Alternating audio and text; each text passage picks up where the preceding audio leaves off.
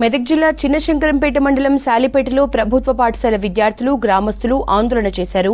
వెంటనే స్కూల్లోకి టీచర్స్ ని విధుల్లోకి తీసుకోవాలని రామాయంపేట గవ్వలపల్లి రహదారిపై రాస్తారోకో చేశారు.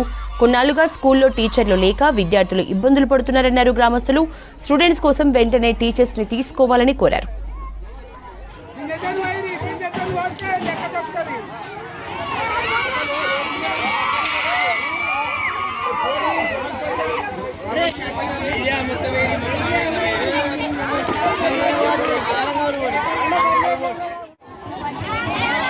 మారి నుండి ఇద్దరే హై స్కూల్ టీచర్లు, ఒకరు మ్యాథ్స్, ఒకరు తెలుగు మొన్నటి వరకు వేకెంట్ ఉంది. ఈ ఖాళీలలో తెలుగు నింపారు. ఇద్దరు టీచర్లు మాత్రమే అవైలబుల్గా ఉన్నారు. మిగతా సబ్జెక్టులకు ఒక్క టీచర్ కూడా లేరు. మిగతా సబ్జెక్టులు డీల్ చేస్తుంది ఎస్జిటి టీచర్లు డీల్ చేస్తారు. సరిగా చెప్పకపోవడం వల్ల విద్యార్థులు లాస్ట్ ఇయర్ చాలామంది విద్యార్థులు ఫెయిల్ అయిపోయారు.